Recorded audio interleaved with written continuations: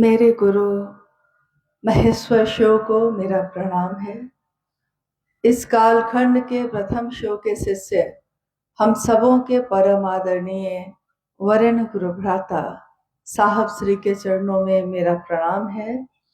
शक्ति स्वरूपा माँ नीलम आनंद जी के चरणों में मेरा प्रणाम है और दुमका के इस आउटडोर स्टेडियम में उपस्थित आप सभी गुरु भाई गुरु बहन के चरणों में मेरा प्रणाम है।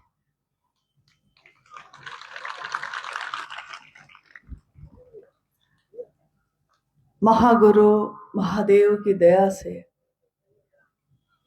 आज का ये शिव गुरु महोत्सव जो दुमका के गुरु भाई गुरु बहनों ने आयोजित की और इसमें भाग लेने का मौका मुझको मिला है।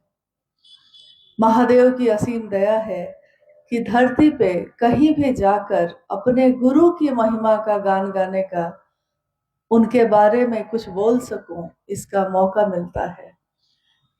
ये भी उस गुरु की असीम दया है और इस जीवन का परम सौभाग्य भी है।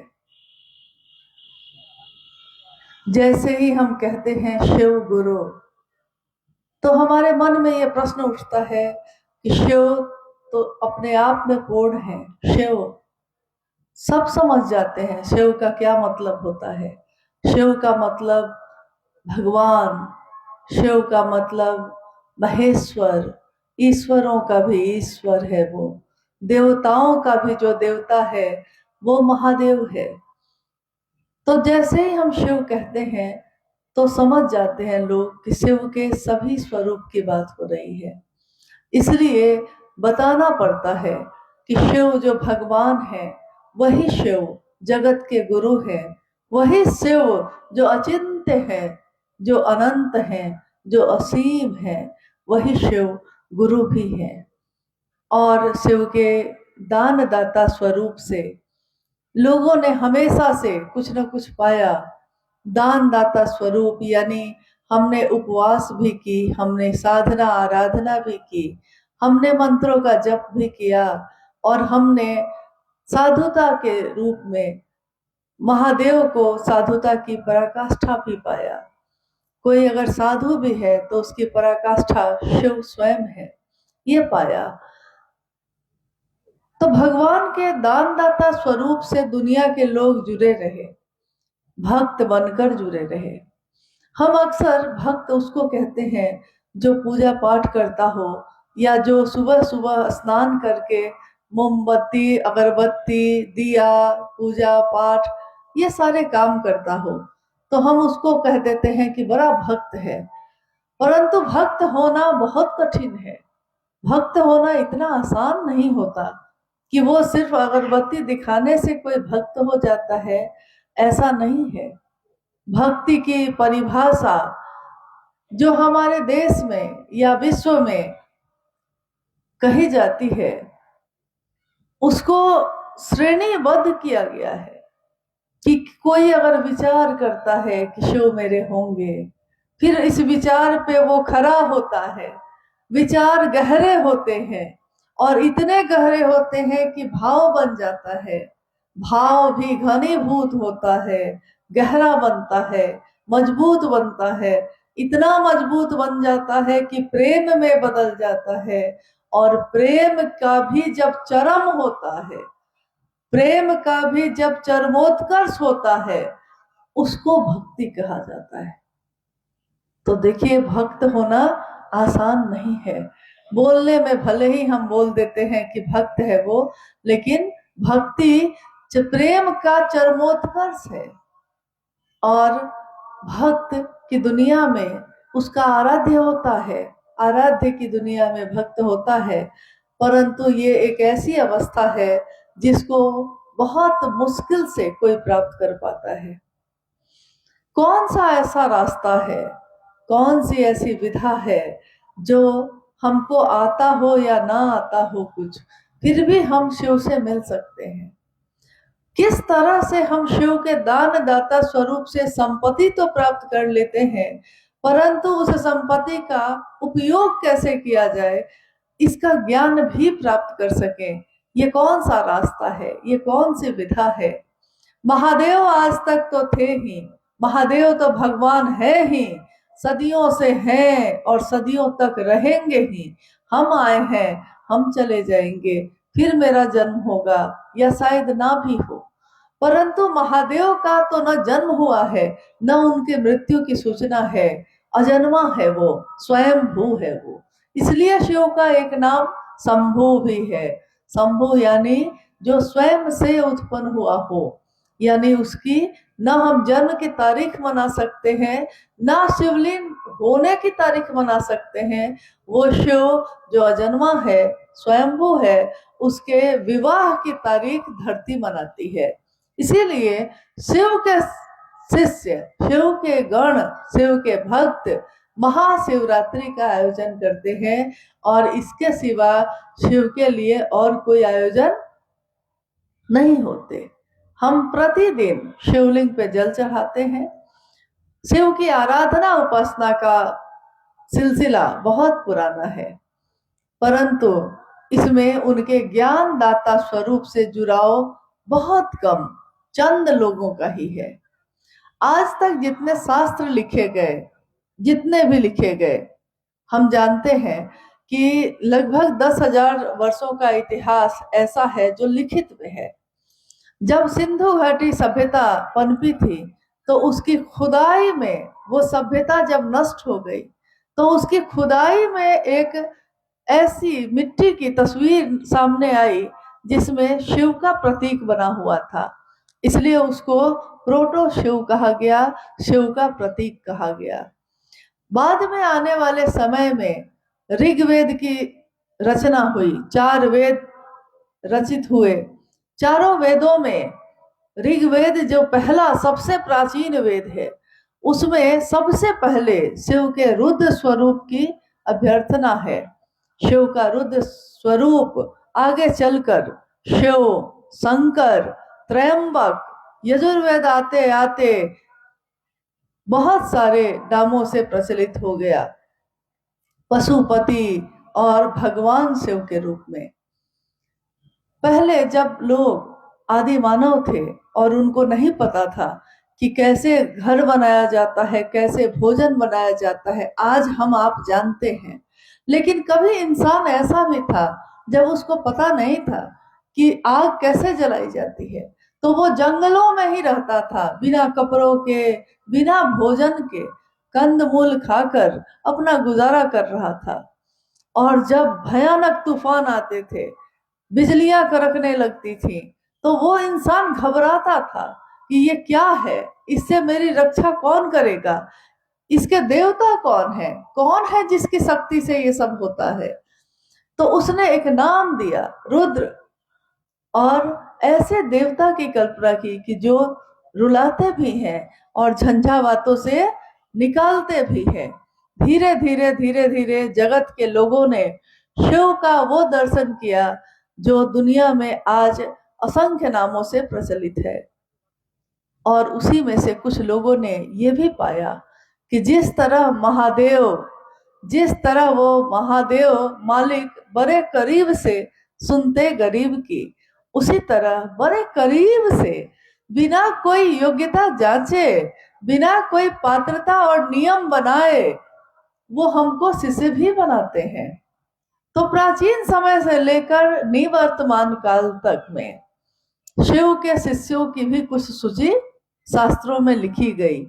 जितनी लिखी गई उसके बाद भी हुए होंगे, परंतु शायद लोग उनसे अनजान हैं तो लिख नहीं पाए। तो शिव के शिष्य और प्रशिष्य, यानी शिष्य का शिष्य, प्रशिष्य, उनके नामों की सूचना आई। कुछ लोगों का चंद नाम है वो। यहां से कुछ दूर में है, उत्तर प्रदेश में बनारस एक जगह है। बनारस में एक समाधि स्थल है बाबा कीनाराम का। बाबा कीनाराम शिव के शिष्य हुए और उनके प्रशिष्य काफी हुए, यानी उनके शिष्य बहुत हुए। परंतु सीधे सीधे शिव के शिष्य कीनाराम बाबा तो थे, बाकी और लोग उनके शिष्य थे। शिव के शिष्य दूसरे किसी को उन्होंने नहीं बनाया। शिव के एक शिष्य मच्छिंद्र नाथ हुए, और मच्छिंद्र नाथ के बहुत सारे शिष्यों में एक शिष्य हुए गोरक्षनाथ, जिनके नाम पर आज उत्तर प्रदेश में गोरखपुर शहर बसा हुआ है। तो गोरक्षनाथ शिव के प्रशिष्य हुए, यानी शिव के शिष्य के शिष्य हुए। तो शिव के शिष्य हुए मच्छिंद्र नाथ, मच्छिंद्र नाथ के शिष्य हुए गोरक्षनाथ। तो गोरखनाथ यानी शिव के शिष्य वो भी हुए, परंतु उन्होंने अपने शिष्यों की श्रृंखला बनाई, अपने शिष्यों का जमावड़ा है, लेकिन शिव का दूसरा कोई शिष्य उनके द्वारा नहीं बना। त्रेता युग आया, द्वापर युग आया, सतयुग आया, और आज कलयुग आ गया। महादेव का एक शिष्य इस कलयुग में भी आए, जिनके बारे में आपने सुना अभी। आप हम सब जानते हैं उस नाम को। आज उनका परिचय देना नहीं पड़ता, क्योंकि उनका नाम हो गया। महादेव महादेव करते करते महादेव के शिष्य का ऐसा नाम हुआ है कि वो नाम आज हर जुबां पे है, जिनको हम कहते हैं हमारे वरिष्ठ गुरु भ्राता साहब हरिंद्रानंद जी। एक शिव के शिष्य इस कालखंड में भी जन्म लेते हैं। 31 अक्टूबर 1948 को साहब का जन्म होता है। सिवान जिले के अमलोरी नामक ग्राम में, बिहार में है सिवान, सिवान में एक गांव है अमलोरी, जहां इनका जन्म हुआ है। जिस दिन जन्म हुआ था उसी दिन तिथि खंडित हुई और शाम में दीपावली मनाई गई। साहब का जीवन आगे बढ़ा। उनके पिता डॉक्टर विश्वनाथ सिंह और माँ राधा देवी। पिता उस समय एजुकेशन डायरेक्टर थे। बिहार और झारखंड उस समय एक ही था, बिहार ही था। झारखंड 2000 में अलग हुआ है, उससे पहले तो बिहार ही था। तो उस समय जब इनका जन्म हुआ, तुरंत तुरंत भारत आजाद हुआ था। 1947 में भारत को आजादी मिली। उसके अगले वर्ष 1948 में साहब का जन्म होता है और दिवाली मनाई जाती है। हर घर में दिया जलता है, बिना ये जाने कि कौन धरती पे जन्म ले चुका है। धरती कहाँ जान पाई, धरती पे तो ऐसे ऐसे लोग आए जो भगवान कहकर पूजित हुए। भगवान राम आए, भगवान कृष्ण आए, सबका अवतरण शरीर में ही तो हुआ, लेकिन जब हुआ तो धरती के लोग कहाँ जान सके थे। उस दिन भी जब हुआ तो धरती के लोगों को क्या पता कि आने वाले समय में क्या होने वाला है। वो धीरे धीरे बड़े होते हैं और 12 वर्ष की आयु में जब 13वें वर्ष में वो प्रवेश ही करने वाले हैं, उस समय उनके घर में एक ऐसी घटना होती है जिन्होंने उनके जीवन की दशा और दिशा को बदल दिया। साहब उस समय जमुई में अपने पिता के घर में हैं और जमुई में उनके पिता के केबिन में, उस कक्ष में, उस कमरे में जब वो जाते हैं तो वो देखते हैं कि एक व्यक्ति, एक तांत्रिक बैठा हुआ है और वो अपनी बाईं बाह पे कोई कागज रगड़ रहा है, उस पे शब्द उभर कर आ जा रहे हैं। इनको लगा कि ये कौन है जो यहाँ ऐसे आए हैं। तो पता करते हैं, पिताजी कहते हैं जाइए आप यहाँ से जाइए। सरस्वती पूजा का दिन था, चंदा का पैसा लेने गए थे, पिताजी से चंदा का पैसा लिया और चले आए, स्कूल चले गए। लौट के आए, पता चला वो शिक्षक थे जो अब घर में रहेंगे और अब बालक हरिंद्रानंद जी को पढ़ाएंगे भी। तो प्रतिदिन अब शाम की कक्षा शुरू हो गई, प्रतिदिन शाम में वो साहब को पढ़ा रहे हैं और पढ़ाने से पहले शाम में जब वो बैठे हैं तो वो बालक हरिंद्रानंद जी से कहते हैं कि खरीका लाइए। वो खरीका लाते हैं, लेकिन अनमने मन से, बिना मन के, चूंकि गुस्से में गए हैं। तो खरीका नीम का होता है, आम का होता है, लेकिन उन्होंने क्या किया कि जो झाड़ू रखा हुआ था नारियल का भींगा हुआ, आंगन धुलाया था उससे भींगा हुआ था, उसी में से तोड़कर उनको लाकर दे देते हैं और मास्टर साहब समझ जाते हैं कि बच्चा बदमाशी कर रहा है। तो मास्टर का तांत्रिक का जो उसका अपना एक रूप है वो सामने आ जाता है। मतलब वो अब उस रूप में क्रोध में आ गए और उन्होंने उस खरीके को पटका जोर से जमीन पर। खरीका सांप में बदल जाता है। जैसे ही ये देखते हैं तो ये चिल्ला पड़ते हैं और कूद कर मास्टर के शरीर पे ही कूद जाते हैं। कहते हैं ये क्या है। मास्टर साहब देखते हैं कि अरे बच्चा तो घबरा गया, और क्योंकि इस बच्चे के पिता मेरे बॉस हैं, मेरे पदाधिकारी हैं, तो वो तुरंत कहते हैं बउआ कुछ नहीं है, कुछ नहीं है, देखिए ना कुछ नहीं है। बात तो आई गई हो गई, परंतु साहब अब पूछ रहे हैं उनसे ये क्या था, ये कैसे होता है, खरीका सांप में कैसे बदला। तो वो कहते हैं कि बउआ इस साधना से होता है, मंत्रों का जप करना पड़ता है, साधना पड़ता है इसको। अब ये बउआ जो है अब पीछे पड़ जाते हैं, मुझको बताइए, मुझको सीखना है। तो इनके जिद के आगे वो मास्टर साहब सिखाने लगते हैं। रोज रात में ये अपने कमरे से निकलते हैं, उनके कमरे में जाते हैं। लेकिन एक रात जब वो मास्टर के कमरे से निकलकर अपने कमरे जा रहे हैं, इनकी माँ बोलती है बउआ आप कहाँ से आ रहे हैं बरकू। ये चुपचाप अपने कमरे में आते हैं तो देखते हैं पिताजी साहब के बाबूजी बैठे हुए हैं। पूछ रहे हैं इनसे कहाँ गए थे रात में।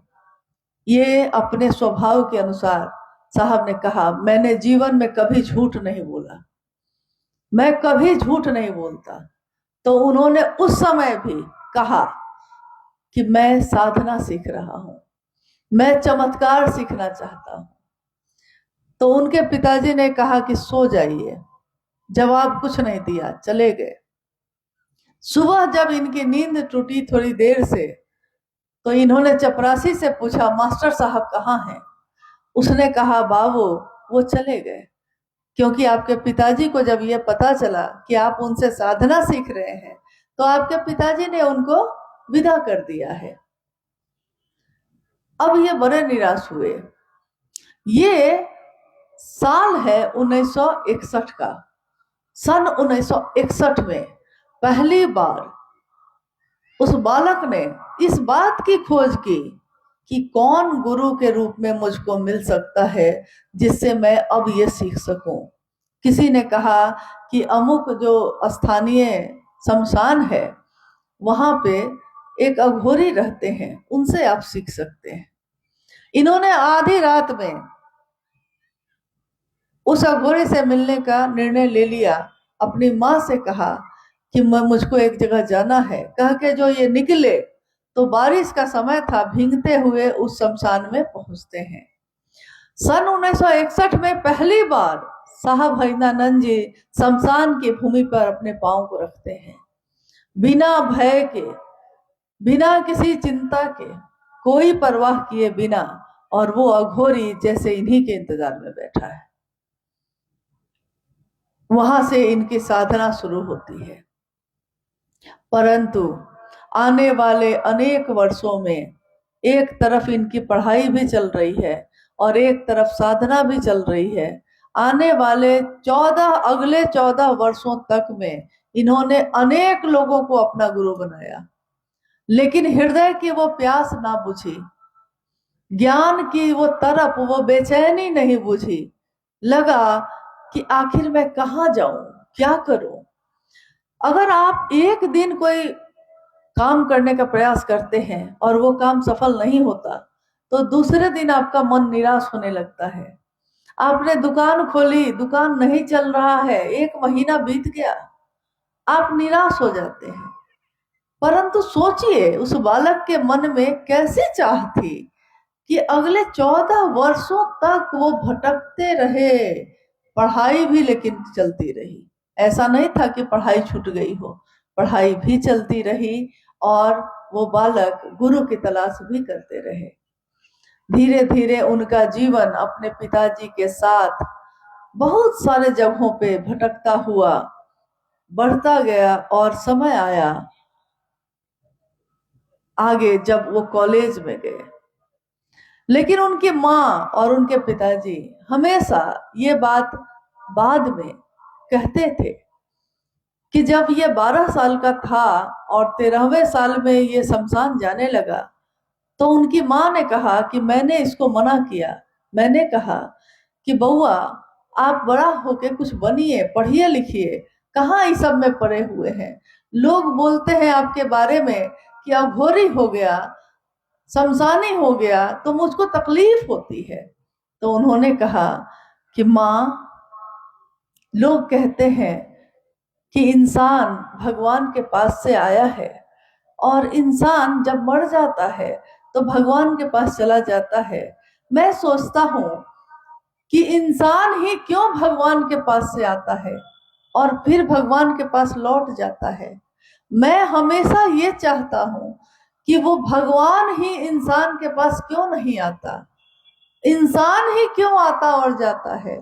मैं लाऊंगा माँ, आखिर वो भगवान रहता कहाँ है, कैसा दिखता है, कौन है, और मैं उस भगवान को ढूंढूंगा और उसको इंसान के पास लाऊंगा।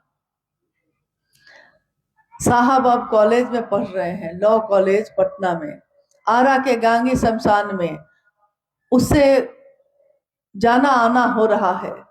22 मई सन 1972 में उनका विवाह दीदी राजमणि नीलम आनंद जी के साथ होता है। ये वो दौर है जब एक राज परिवार की बेटी राजमणि नीलम आनंद का विवाह साहब भैनानंद जी से हो रहा है मनातूगढ़ में 22 मई 1972 को। और उस विवाह के बाद जब उनको पता चलता है कि मेरे पति तो शमशान जाते हैं, तो इनके मन को गहरा दुख होता है कि आखिर आप क्या तलाशते हैं। साहब कह रहे हैं, मुझको भी नहीं पता कि मैं क्या ढूंढता हूँ, लेकिन जो मैं ढूंढ रहा हूँ अभी तक मिला नहीं। शादी के अगले 2 वर्ष यानी सन 1974 में जब पहुंचता है समय, तो साहब ने आरा के गांगी शमशान में अर्धरात्रि में ये सोचकर कि गुरुर ब्रह्मा गुरुर विष्णु गुरुर देवो महेश्वर गुरु साक्षात पर ब्रह्म तस्मै श्री गुरुवे नमः, तो गुरु भगवान होते हैं तो भगवान गुरु क्यों नहीं है। बस इतना ही सोचा उन्होंने। हमारी सोच में बल होता है, हमारी मानसिक शक्ति अगर आध्यात्म से जुड़ जाती है तो क्या होता है, हमारी शारीरिक शक्ति भी इतनी बलशाली हो जाती है जो हम कहते हैं कि ये मत कहो उस भगवान से कि मैं कमजोर हूं, क्योंकि आपका भगवान कमजोर नहीं है। साहब ने यही जाना अपने जीवन से कि जो उन्होंने दृढ़ निश्चय किया अपने मन में, उनका मन इतना मजबूत हुआ कि एक दिन धरती पे ये बात 1980 के दशक से उनके द्वारा बढ़ती चली गई। साहब और दीदी माँ ने दुनिया के तमाम लोगों से ये कहना शुरू किया कि शिव से बढ़िया गुरु कोई नहीं है। शास्त्रों ने तो लिखा था कि नास्ति सर्वसमो देवो, शास्त्र में लिखे हैं कि शिव से बड़ा देव कोई नहीं है, शिव से बड़ा योद्धा कोई नहीं है, शिव से बड़ी गति नहीं है, शिव से बड़ा कुछ भी नहीं है। परंतु शास्त्रों ने ये नहीं लिखा कि शिव से बड़ा गुरु नहीं है। साहब ने एक दिन कहा कि नास्ति सर्व समो गुरु, शिव से बड़ा कोई गुरु भी नहीं है। और मनुष्य की शारीरिक शक्ति से बलशाली होती है उसकी मानसिक शक्ति, मानसिक शक्ति से बलशाली होती है उसकी आध्यात्मिक शक्ति। कैसे होती है, इसके उदाहरण में उन्होंने एक सच्ची घटना बताई। एक व्यक्ति जो सालों से लकवा ग्रस्त था, लकवा मार चुका था, उसको बिस्तर पे था, हिल भी नहीं सकता था खुद से। लोग बिस्तर पे ही उसको भोजन कराते थे, बिस्तर पे ही वो शौच भी करता, बिस्तर पे ही उसका जीवन जा रहा था।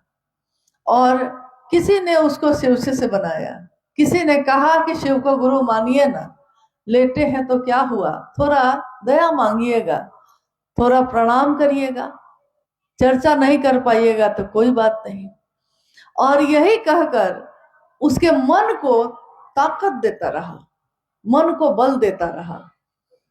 बिहार का एक गांव था।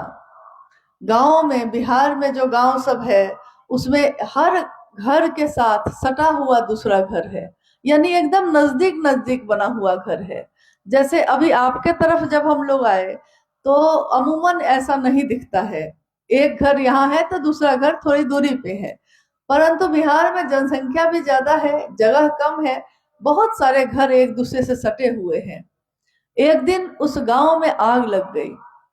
आग लग गई तो एक घर से आग दूसरे घर में बढ़ती चली गई, और धीरे धीरे वो आग इतनी बढ़ गई कि उस घर तक भी आ गई जिस घर में वो व्यक्ति रहता था, वो गुरु भाई रह रहा था। जब जान पे पड़ता है तो सब अपने प्राण बचाना चाहते हैं, कोई दूसरे को बचाने के लिए नहीं रुकता। तो सब बाहर भागने लगे, घर के बाहर भागने लगे, और भागते भागते उन्होंने, किसी ने नहीं देखा कि वो बिस्तर पे जो पड़ा है हिल भी नहीं सकता है, तो वो कैसे बचेगा, किसी को याद नहीं रहा। डर से लोग बाहर भाग रहे हैं।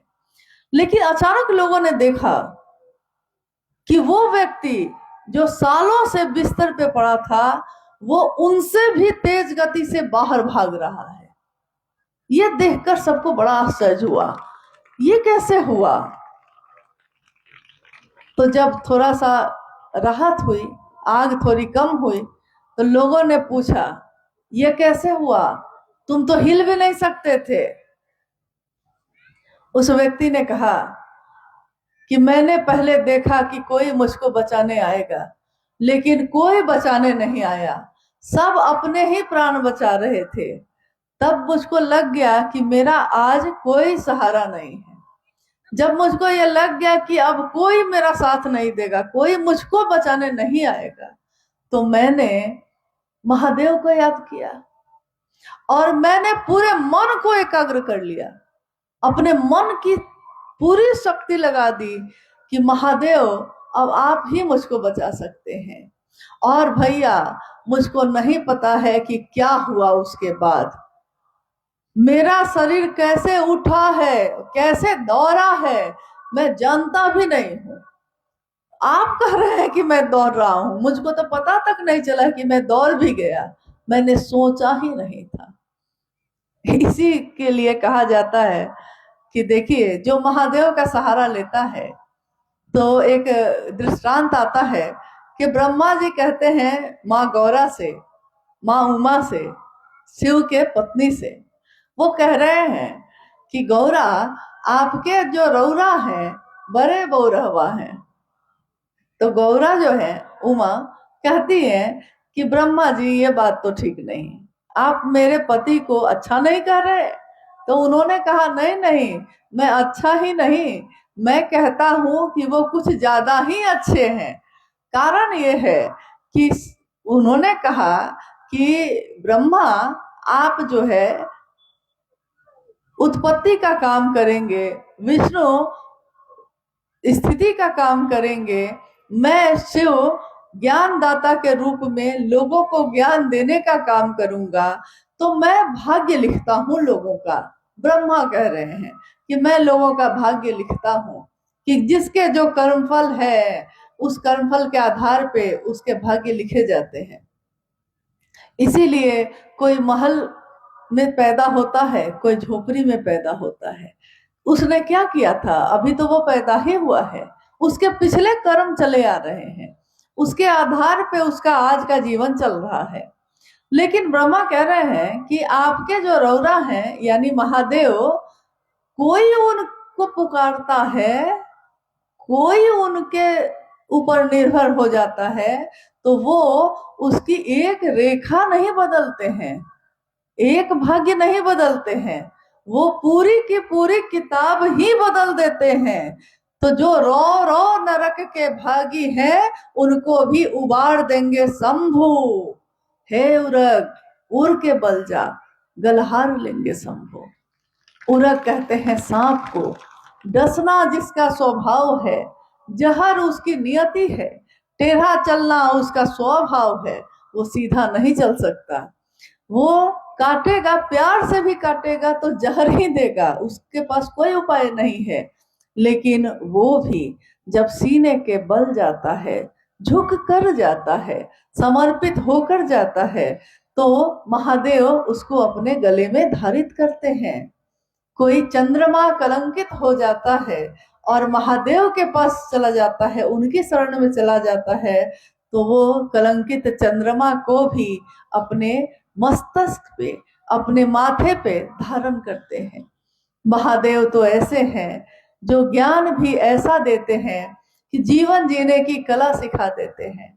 गुरु के रूप में वो हमको ऐसा ज्ञान देते हैं कि जीवन तो वही होता है, लेकिन नजर भी वही होती है, नजारे बदल जाते हैं। क्योंकि नजर बदलो तो नजारे बदल जाते हैं। आप किसी के लिए प्रेम से सोचिएगा तो आपको सबसे अच्छा व्यक्ति वही लगेगा और वही व्यक्ति रहता है। लेकिन अगर आपके मन में घृणा हो जाती है तो वो व्यक्ति दुष्ट नजर आने लगता है। आपकी नजर ही आपको अच्छा भी दिखाती है, आपकी नजर ही आपको बुरा भी दिखाती है। हमारे मन में ही सारी चीजें होती हैं, ये मन ही है। क्योंकि अक्सर हम कहते हैं कि मेरा मन नहीं है, आज मेरा मन नहीं है, आज मैं नहीं जाऊंगा, आज मैं ये खाना नहीं खाऊंगा। यानी मेरा मन ऐसा कह रहा है, मन से शरीर नहीं चल रहा है, चल रहा है। और देखिए, मन ही वो साधन है जो किसी को अपना बनाता है, किसी को पराया भी बनाता है। मन ही किसी को मित्र बनाता है, मन ही किसी को शत्रु बनाता है। मन ही किसी को पत्नी बना के पति बनता है, मन ही किसी को भाई बना के भाई बनता है, मन ही किसी को गुरु बना के शिष्य भी बनता है। साहब ने हमेशा कहा मन ही आपका साधन है। और मन से ये काम करने में पहली बार मुझको लगता है कि इतने हजारों साल के इतिहास में धर्म और अध्यात्म की व्याख्या जो किताबों ने लिखी, साहब ने उस किताबों को भी बदल डाला। उन्होंने कहा कि जाति, धर्म, वर्ण, संप्रदाय सबसे परे है शिव की शिष्यता। शिव की शिष्यता में इन चीजों का कोई काम नहीं। इंसान इंसान को प्यार करे, मानव मानव को प्यार करे, एक दूसरे की कद्र करे, सब शिव की ओर चले, सब उस रास्ते के पथगामी हो। हर व्यक्ति परमात्मा पथ का पथिक हो सकता है। यही उन्होंने चाहा, यही उन्होंने किया भी। अपने पूरे जीवन में उन्होंने, हम में से अक्सर लोग शिव से चाहते हैं, ये एक पंक्ति है, लेकिन ये पंक्ति बहुत कुछ बदल देती है। शिव से चाहते हैं और कोई शिव को चाहता है। कभी माँ उमा ने तपस्या करके कहा अपने पिता से कि मैं अगर शंभु का वरण ना करूंगी तो फिर और किसी का ना करूंगी, वरहूं शंभु नहीं तो रहूं कुंवारी। तो देखिए, एक निष्ठता है यहाँ, एक है, मेरे लिए सिर्फ वही है, दूसरा कोई नहीं हो सकता। तो ऐसी एक निष्ठता हमारे आपके मन में भी आ जाए, इसकी कोशिश करनी है। कोशिश अगर दिल से की जाए तो कामयाब होती है। कोशिश अगर दिल से की जाए तो पूरी कायनात उसमें मदद करती है।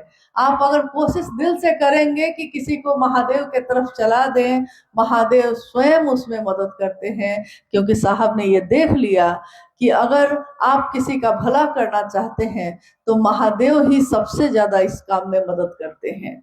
और कोई आए या ना आए, महादेव तो जरूर मदद करते हैं। और हमारी आपकी अनुभूति है कि साहब और दीदी भी इस काम में मदद करते हैं।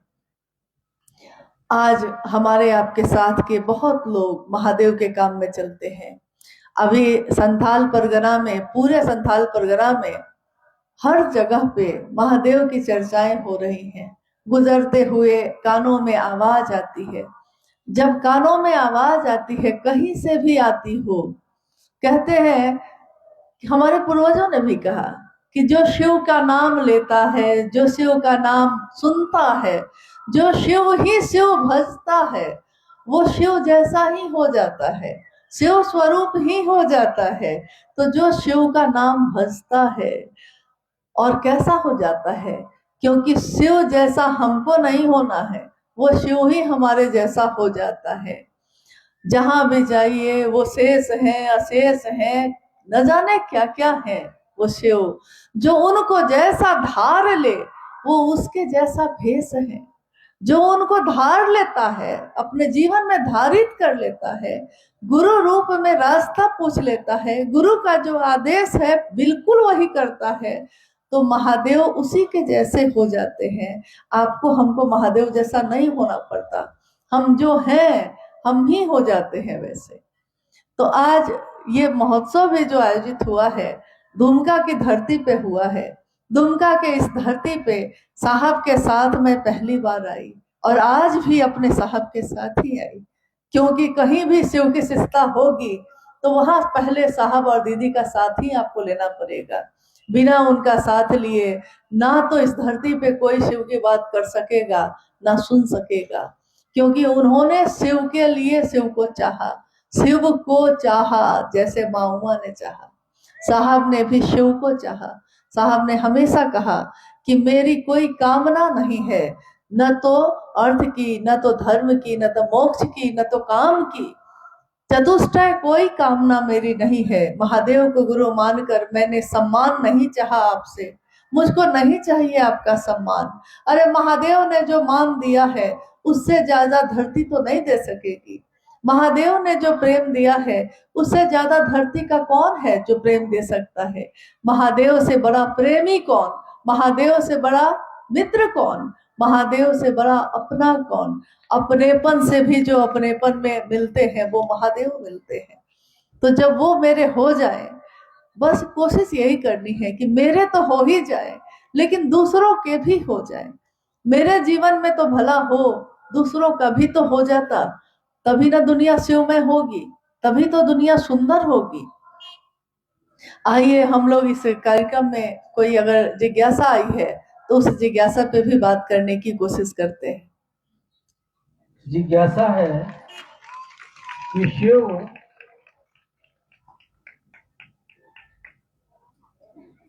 जिज्ञासा है कि शिव शरीर में नहीं है तो ज्ञान कैसे देंगे, कृपया समझाया जाए।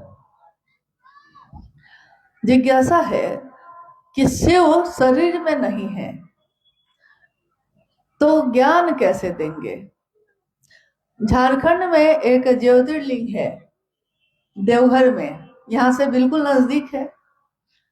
मंदिरों में भीड़ लगी है, सभी मंदिरों में भीड़ लगी है। अब आप बताइए कुछ मिलता है कि नहीं। महादेव वहां शिवलिंग के रूप में है, एक शिवलिंग है और क्या है, परंतु उसको क्या कहा गया, जो सबके कामनाओं की पूर्ति करता हो वो शिव का मंदिर जहां भीड़ लगी है। तो यानी हमारी कामनाएं वो पूरी करते हैं, हमारे सूक्ष्म मन के भावों को वो पकड़ते हैं, मन के भाव को पकड़ लेते हैं, तभी ना हमारी कामना पूरी होती है। तो जब हमारे सूक्ष्म मांग को, कामनाओं को वो पकड़ लेते हैं और पूरी करते हैं, तो क्या हमारे सूक्ष्म मन के भाव जिसमें हम ज्ञान की प्राप्ति चाहते हैं, ज्ञान भी मिल सकेगा कि नहीं मिल सकेगा। ज्ञान भी तो मिल सकेगा। तो महादेव से ज्ञान कैसे मिलता है। आप बताइए कि आपने जिस दिन शिव को अपना गुरु बनाया होगा, उस दिन से लेकर आज तक में क्या आपका मन बदला है कि नहीं, आपके मन में ज्ञान परिवर्तित हुआ है कि नहीं। पहले महादेव से मांगने के लिए गए थे, आज महादेव से मांगना भूल जाते हैं। कितने लोग जो जहाँ साहब का स्थल है रांची में उपवन आते हैं तो कहते हैं कि रास्ते भर सोचा था ये पूछेंगे ये पूछेंगे ये पूछेंगे, लेकिन न जाने क्यों यहाँ साहब के पास आए हैं और भूल गया सब कुछ, याद नहीं, अब कुछ भी नहीं याद है। यानी मन में जितने प्रश्न उठते हैं महादेव अपने मौन से मौन से, यानी चुप है, महादेव कुछ बोल नहीं रहे, अपने मौन से ही सभी संशयों को विनष्ट कर देते हैं। तो महादेव युवा गुरु बैठे हैं, सभी शिष्य वृद्ध बैठे हैं, गुरु भी मौन है, शिष्य भी मौन है, और शिष्यों के मन का सारा संशय विनष्ट हो रहा है। महादेव का, गुरु का रूप, ज्ञानदाता स्वरूप ऐसा ही परिणाम लाता है।